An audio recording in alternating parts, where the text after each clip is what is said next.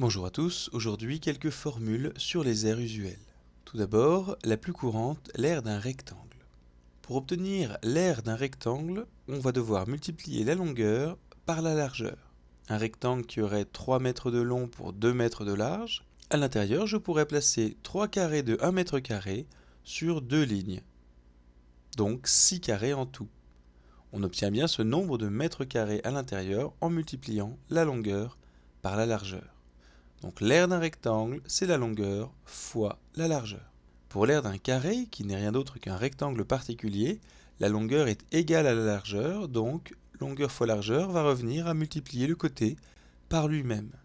En mathématiques, quand un nombre ou une lettre est multiplié par lui-même, on le signifie avec cet exposant 2 en haut à droite. Donc c fois c, côté fois côté pour l'aire du carré, que l'on peut exprimer comme étant le côté au carré.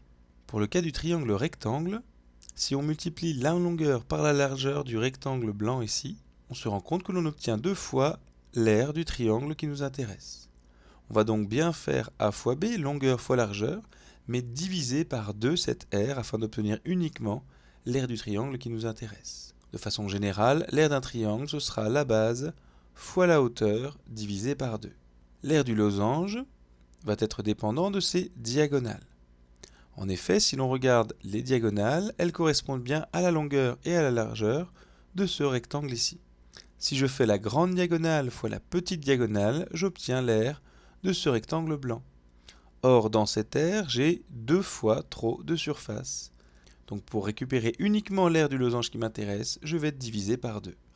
L'aire du losange est donc grande diagonale fois petite diagonale divisé par 2. Une aire qu'on ne connaît pas encore est celle du cercle. On voudrait pouvoir déterminer une formule pour calculer l'aire d'un cercle. Or, un cercle ne possède pas d'aire. On rappelle la définition d'un cercle, c'est l'ensemble des points situés à une même distance d'un point. Donc, mon cercle est uniquement cette zone extérieure. Tous les points qui sont à la même distance du centre. L'aire représente la mesure d'une surface, il n'y a pas de surface dans cet ensemble de points. Je dois donc définir une autre figure géométrique qui est le disque. Le disque est formé de l'ensemble des points situés sur un cercle et à l'intérieur de ce cercle. Cette fois-ci, ma surface est pleine, mon cercle est plein. On appelle ça un disque et un disque possède une aire. La formule pour calculer cette aire est la suivante. L'aire d'un disque égale le nombre pi, que l'on a vu lors des périmètres, fois le rayon, fois le rayon. Donc le rayon multiplié par lui-même fois le nombre pi. On rappelle, le rayon multiplié par lui-même veut dire qu'on peut l'exprimer comme étant le rayon au carré, R au carré. L'aire du disque est souvent nommé pi r carré, pi fois r fois r. Cette façon de le nommer est un moyen mnémotechnique pour s'en souvenir, le périmètre étant égal à 2 pi r et l'aire égale à pi r carré. 2 fois pi fois r fois r. L'aire du disque, comme le périmètre du disque, et on le verra plus tard, le volume de la boule, est dépendant de pi et de son rayon.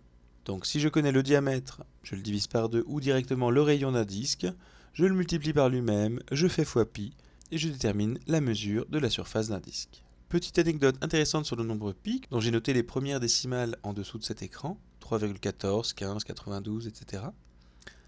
Il existe un texte qui fait référence à ce nombre. Texte assez connu qui commence par « Que j'aime à faire apprendre, un nombre utile aux sages.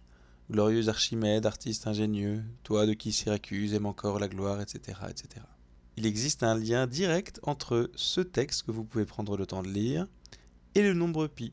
Je vous laisse réfléchir. Et oui, pour ceux qui ont mis pause et qui ont finalement trouvé, il y a un lien entre le nombre de lettres de chaque mot et les décimales de pi. Regardez. Pi commence par 3,14, et bien on a 3 lettres pour le mot que, une pour le J', 4 pour le mot M, 1 et 5 pour le mot A et faire. En toute logique, 9 et 2, et oui, 9 pour apprendre, 2 pour 1, 6, 5, 6, 5, 3, 5, etc., etc. Si vous regardez, la correspondance est parfaite. Voilà, merci.